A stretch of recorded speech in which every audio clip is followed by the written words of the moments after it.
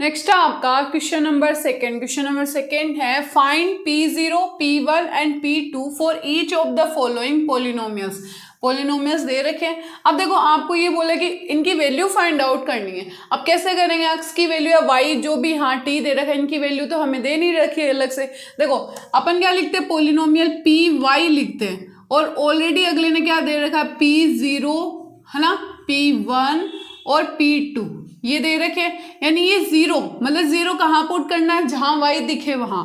One कहाँ put करना है? जहां वाई दिखे वहां।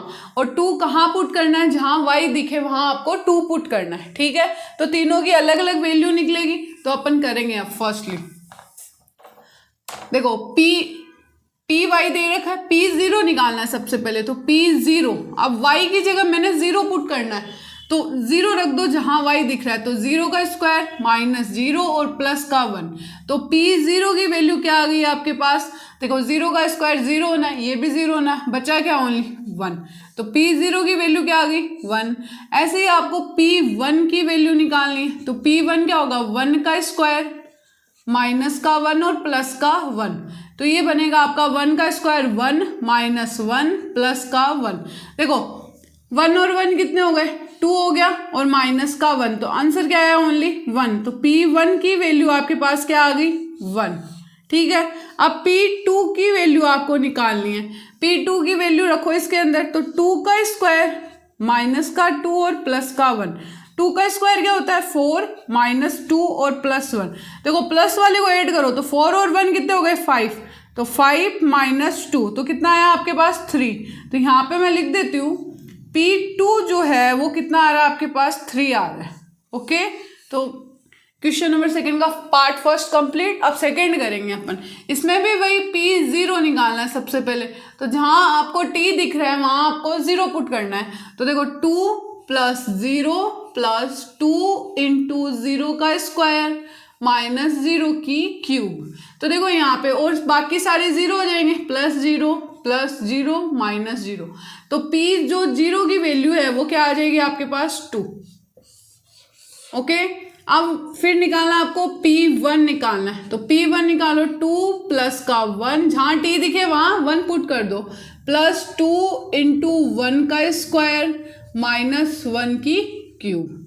तो यहाँ पर 2 प्लस 1 कितने हो गए? 3 प्लस ये हो गया आपका 2, 1 का स्क्वायर 1 ही रहना है तो 2 इंटू 1 2 और 1 की क्यूब 1 ही रहनी है 2।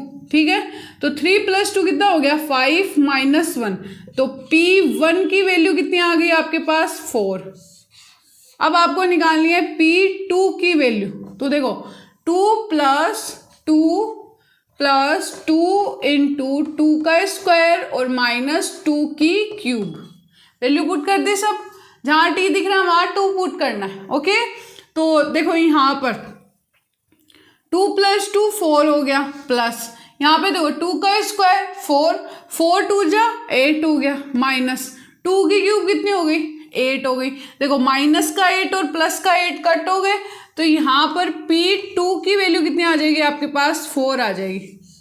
ठीक है, तो क्वेश्चन नंबर सेकंड का सेकंड पार्ट भी क्या होता है? कंप्लीट होता है। नेक्स्ट करेंगे अपन क्वेश्चन नंबर सेकंड का थर्ड पार्ट। नेक्स्ट है आपका क्वेश्चन नंबर सेकंड का पार्ट थर्ड है P x is equal to x की क्यूब। P0, P1 और P2 निकालना है। तो देखो P0 इज इक्वल टू अक्स की जगह 0 पुट करना है। तो अक्स यहाँ पे ओनली 1 ये है तो 0 की क्यूब क्या बन जाएगी आपकी? 0। तो P0 की वैल्यू क्या आ गई आपके पास? 0 आ गई। ठीक है, फिर निकालना आपको P1। तो P1 क्या होगा? 1 की क्यूब। ठीक है, तो यहाँ पर P1 की क्यूब क्या होती है? हमेशा 1। तो P1 की वैल्यू क्या आ गई आपके पास? 1। अब निकालना है P2। तो 2 तो अक्स की जगह रखो 2, तो 2 की क्यूब रख दी। तो P2 की वैल्यू क्या आ जाए? 2 की क्यूब क्या होती है? 8। तो P2 की वैल्यू क्या आ गई आपके पास? 8 आ गई। अब फोर्थ पार्ट में वही P0 निकालो सबसे पहले। तो जहां अक्स दिख रहा है वहां 0 पुट कर दो। तो 0 माइनस 1 और 0 प्लस 1 यही बन रहा है। तो देखो 0 माइनस 1 मतलब माइनस का 1 और 0 प्लस 1 मतलब प्लस का 1, यही होना है। ठीक है, तो P0 की जो वैल्यू आएगी वो क्या आ जाएगी? देखो माइनस प्लस क्या होता है? माइनस और 1 1 तो 1, ठीक है। तो P0 की वैल्यू आ गई -1। अब P1 की वैल्यू निकालो, तो P1 आता है आपके पास 1 - 1 और 1 + 1। अब देखो 1 - 1 क्या हो गया, 0 इंटू 1 + 1 2। तो P1 की वैल्यू क्या आ गई, 0 को किसी से भी मल्टीप्लाई करो 0 ही आना है, तो P1 की वैल्यू आ गई 0। अब निकालो P2, तो P2 क्या होगा, 2 - 1 और 2 + 1। यही अक्स की जगह वैल्यू पुट करनी है। तो 2 - 1 क्या होता है, 1 इंटू 2 + 1 क्या होता है, 3। तो P2 की वैल्यू क्या आ गई, 1 × 3 क्या होता है, 3 ओनली। तो इसी के साथ आपका क्वेश्चन नंबर 2 भी कंप्लीट होता है।